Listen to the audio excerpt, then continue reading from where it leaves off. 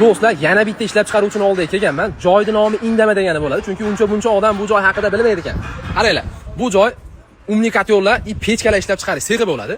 Umli kotyollarni mana kvadrati narxi buyurtmaga qarab aytganingizdan qilib berishadi, xudo xolasa. Xo'p, narxlari 1,5 milliondan boshlab 15 milliongacha bo'ladi. Kvadrati 120 kvadratdan boshlab 500 kvadratgacha shu bitta kotyol bilan ishinglar tutib, uylar isiydigan holat bo'ladi.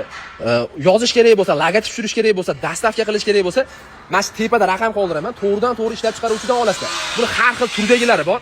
Atrofga ahamiyat qo'yamiz, yursigan joylariga. Xo'p, ishlab chiqaruvchim joy o'zi shunaqa bo'ladi. Qaranglar, materiallarni ishlashlarini qaranglar, inomarka qilib tashlagan. Mana qaranglar, mana.